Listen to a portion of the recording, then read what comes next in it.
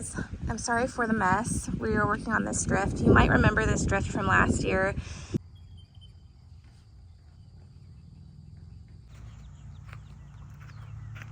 This is the one where I had a bunch of foxglove and delphiniums.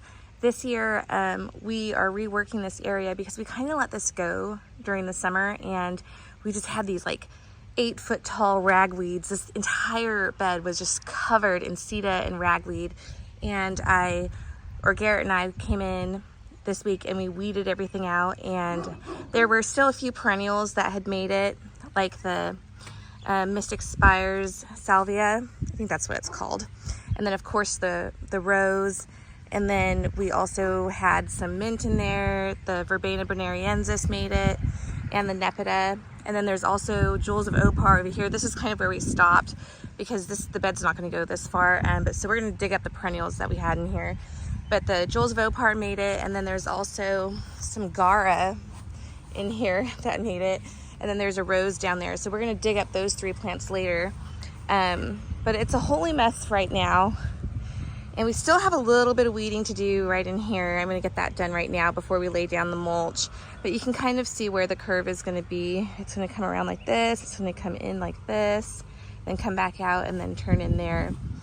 And last night I came in and I just planted all of the big stuff so that we can get the mulch down ASAP, because we don't want the soil to be bare for long or more weeds will come up. So I did a walking iris here. It's a blue walking iris. I'll insert a clip of what it looks like. There's Ruellia from last year that came up there. This is, oh gosh, sea holly. I've got 2 of those, one here, one there. There's some blue salvia. This is Russian sage, which I have more of these that are going to go along this front. They're just not big enough yet to put in right now. This is a David Austin rose. It's Wollerton Old Hall. And then there's that was already there from last year, and this was there from last year. And this is, I believe this one is also a Moonlight in Paris rose. And then I put in some dahlias. This is a dahlia here, another one here. This is another blue salvia. This is a white rose of Sharon. Another dahlia here. This rose is supposed to be a blue moon rose, but it's looking yellow, so I think it was mislabeled, which really upsets me because I really wanted that rose. Because look at this, it's coming out yellow. What is up with that? And then there's another dahlia here. This rose, gosh, I forget what this one was already. I can't remember. It's a pink rose. Queen Elizabeth, I think, actually. Nepeta, and then there is a snowball bush here, and this is a Japanese snowball verbenum. And then I've got a crepe myrtle here, and a crepe myrtle here that's white, because eventually there's going to be a little path that comes through here, so the trees should meet up at the top, and it'll be a nice little archway, or tree archway. And then over here is where we had our gourds last year. We still have to clear this out. And I think Garrett liked the shape of this somehow, so he said that he would later turn this into another bed, and we may have the bed wrap around, I'm not sure, but for now we're gonna dig up those perennials. This is gonna get mowed over, this is gonna get cleaned up and mowed over and just be lawn for now. And then over there is where our pumpkin patch is. And then out in the field you can see where there's some zinnias. There's about 500,000 zinnias out there. There's 8 rows, and then there's a few more going in over here, and then we have the front paddock that has another few thousand zinnias. So I just thought I would give you guys a look at what it looks like before we lay the mulch down and before he cuts the bed in. It's gonna look so much better. And then once the mulch is in, I will put all my seedlings and smaller plants in, and the mulch should be thick enough to suppress the weeds. We've tested this method of mulching in another bed in the kitchen garden, and not a single weed has come up in months, which is insane for us because we have a crazy amount of perennial weeds here that just are annoying.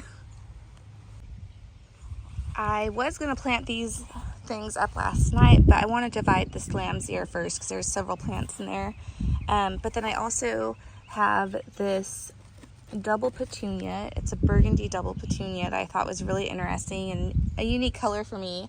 So these are going to go in there, and then I'm not sure if I'm going to do the Dusty Miller in there. I think I may add these ones up front since I already have Dusty Miller up front, and this is really isn't enough for this bed, but we'll see.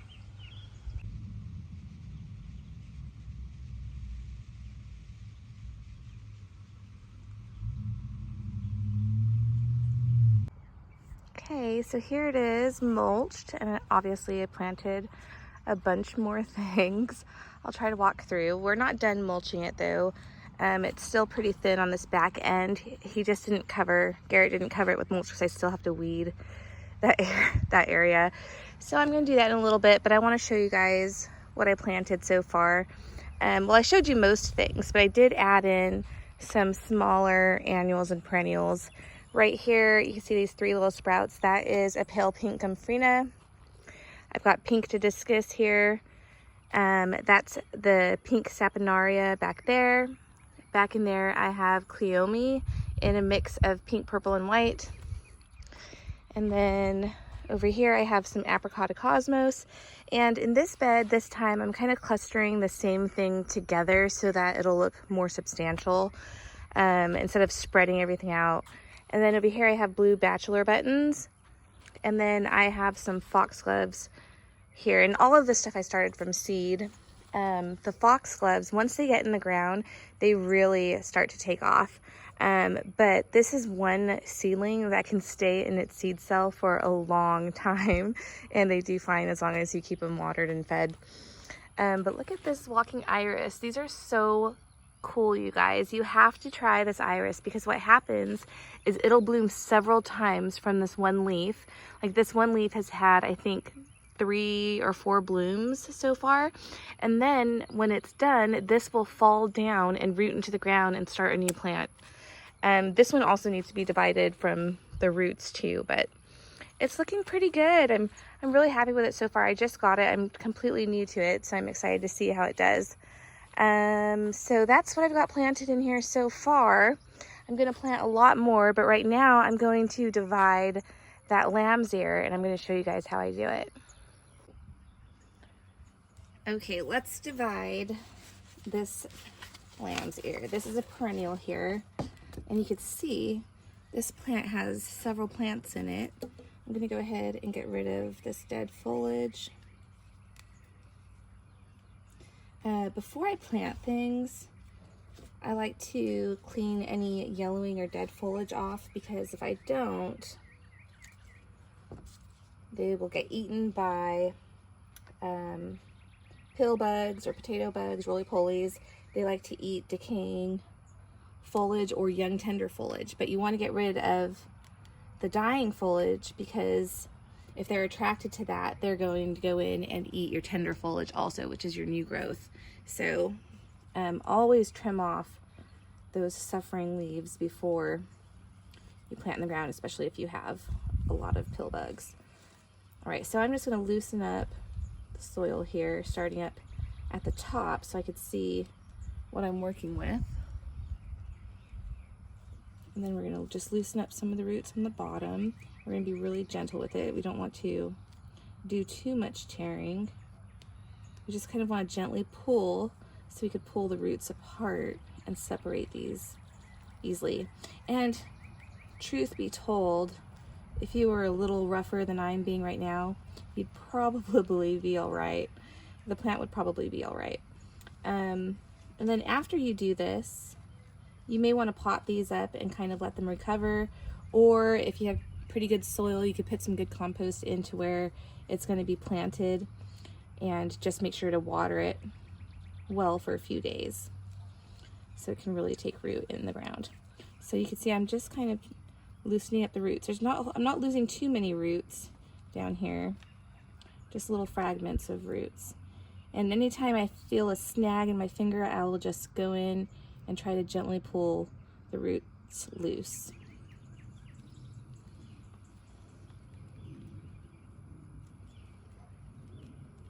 So I'm just going in at the top here, and these are really rooted together. So I am gonna have to get a little bit rough with this one.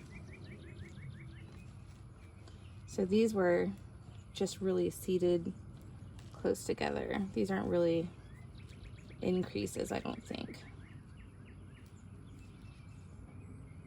But we're about to see here. So you could see where there's individual plants there. That's what you're looking for. This one has some increasing on there. Let me get it a little bit looser.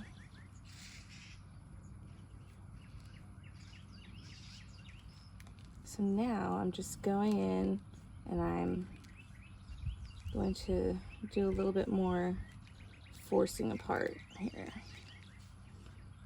This one is really stuck together.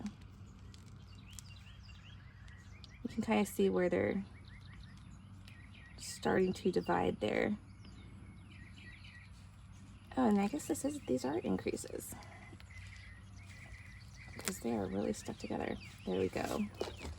So there's one, and this one was a smaller one, but you could probably still plant this one because it does have some roots. And then this one could be too. This one also has its own roots. There we go. So there's 1, 2, 3 so far. And then this one, you could potentially divide this one up some, but I think I'm gonna keep this clump together since most of these are really small. Yeah, I'll probably keep those together. So there's 4 plants. I turned 1 plant into 4, essentially. Let me see if I can get this one to divide one more time without doing too much damage in here. Because I heard this one sort of break off. Oh yeah, this one will come. The roots are just really knotted together. There's some bugs in there that I don't want in my garden. There we go. And so there's another one. Then I'll probably keep all of these ones together because they're really tight in there. So I've got 1, 2, 3, 4, 5 plants. Not bad. So I am going to actually pot these up, and I'll probably keep them potted up for about a week before I plant them in the landscape, just so that they can recover from being tortured. But like I said, you could throw some compost into the hole that you make and plant them straight in the ground if you're able to water them. But because it's already really hot here, I want to baby them a little bit before I put them in the ground. And don't worry if they wilt or they start to struggle. Sometimes all of that foliage will die off. Don't worry, leave it in that pot and keep watering it when it dries out, and it'll send off new leaves, like these little tiny ones. So it should come back because these are really hardy plants.